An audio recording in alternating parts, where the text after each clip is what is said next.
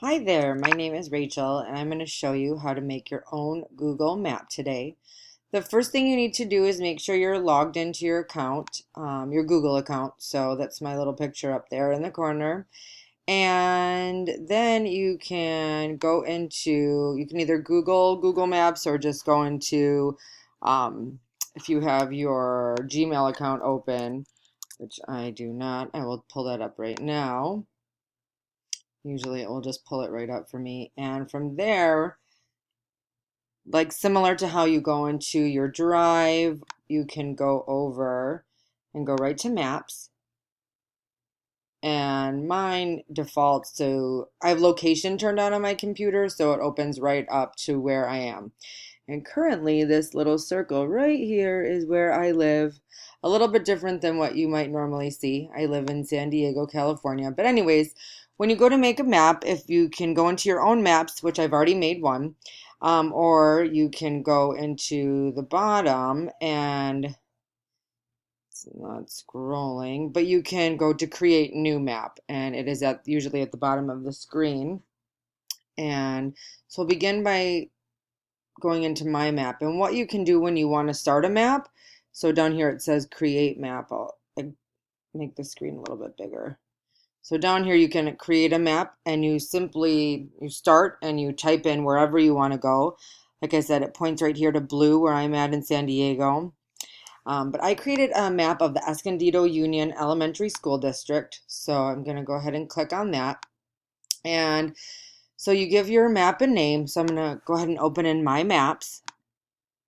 That opens a new window. And so this map is a map of the Escondido Elementary or Union Elementary School District in Escondido, California. It shows the exact location of the 18 elementary schools and 5 middle schools. So pretty unique to California.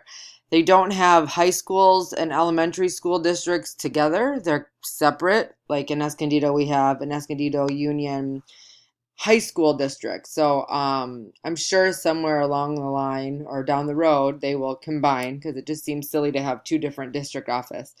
But anyways, when I got here 5 years ago, it was something new to add to my experience. So I went ahead and created a map of the elementary schools. And so those are all indicated with the red balloon. And then another layer, which I haven't added, is the middle school. So then I can go ahead and click on that. And those are indicated with the teal balloons.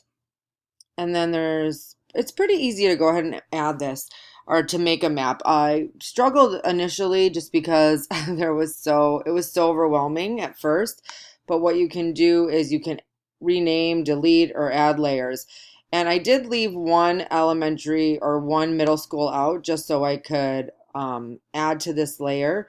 And so I'm going to add our last middle school, which is called Mission Middle School. So you see it here.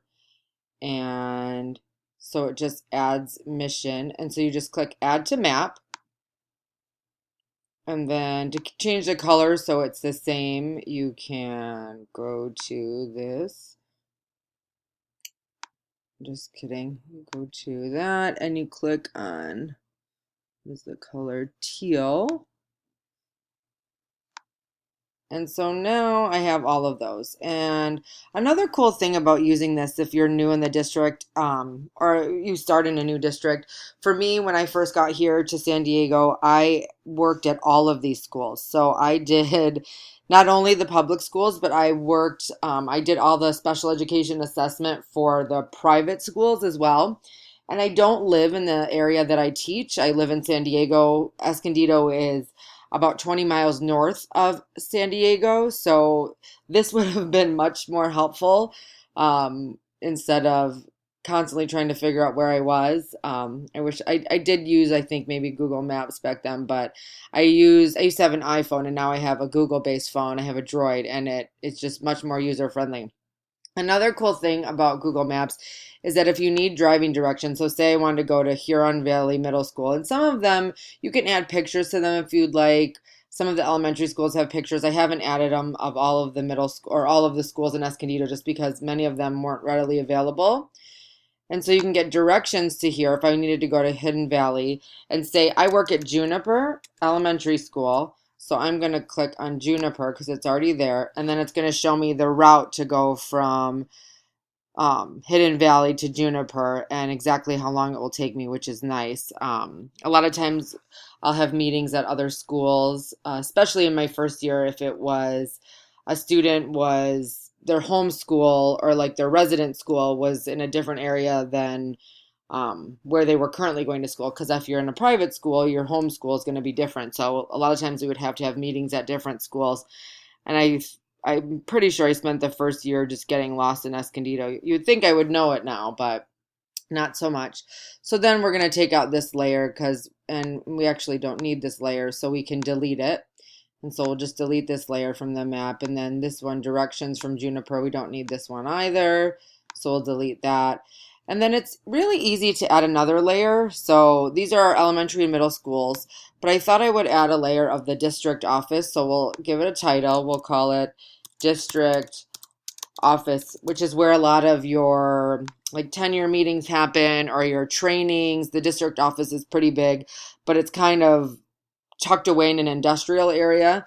So what I can do now is I can add the address of it, which is 2910 Alder Grove, Escondido, California, and we'll just search for it. Oh, let's see. I'm gonna try to find that. It's called the Carolyn Gilbert Center as well. Oh, perfect. So there it is. We're gonna add that to our map. And so say I'm going from Bear Valley and I need to get directions to the district office. I can type in Carolyn. Oh, it'd be good if I could type Carolyn Gilbert, or just type in the address 2910 and you'll have directions there and it will show you how to go. This would have saved me so much time my first year. I literally was lost all of the time. So as you can tell, Google Maps is pretty easy to use, and this is nice having this layer. I can share this with some of my new coworkers, people that come into the district that also do other assessments like I did in their first year, and just an easier way to help them so they see like kind of the back roads. Escondido's not that big. And another cool thing that I really like about Google Maps that I will click on and show you is if you go into My Maps, so you can go in My Maps, but it can show you like the Google Earth view of things, which is pretty awesome. If you're a visual person and you want to find directions, it just is a better view. You could do the traffic view, which in Southern California, I mean, knowing the different routes to go, the freeways are built a little bit differently here than they are in Michigan, and truthfully, they make no sense. There's also the transit route. A lot of people use bus transportation here, and there's also two like coasters and trolleys. And then there's bicycling, which is cool. There's little stops and places all over that, have bikes for rent. I live in an urban area, so they have these rental bikes that you just kind of put your credit card and you swipe it, you take the bike out and you return it at another location, and they're all over the city. Kind of along the same lines of MetroCar and Zipcar. And then if you want to go hiking, it shows you the different hikes or that you can go along that are in the area, which is amazing. And then again, another thing I found that I really enjoyed was my timeline. So looking at this, I frequently visit and come back to Michigan, and it shows you where you've been and it will give you a history, and especially from my Google-based phone. So when I go to put in GPS locations, this is my home address, this is my work address. It shows me, different routes I can take, but also the how many times I've gone back and forth. So as you can see, the red circles are the places that I've been. This is my history, and obviously there's a lot in Michigan. I've been to Chicago.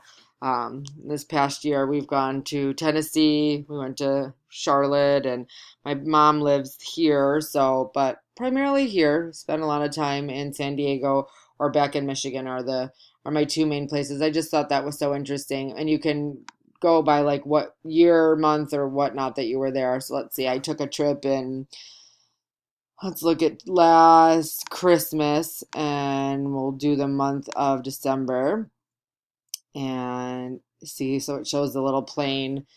We flew to Michigan. And it looks like at night we went to a place called Sausage and Meat.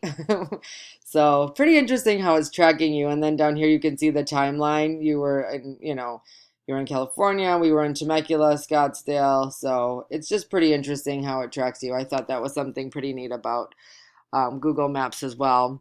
But again, it's very fun to use. Having your own map, especially in a district where you're new, could be so beneficial. I plan on sharing this, like I said, with many of my new teacher friends that it's their first year in the district and they don't necessarily live in Escondido. So it could definitely help them. I wish I would have had it my first year. And I hope this was helpful and beneficial. And that's it.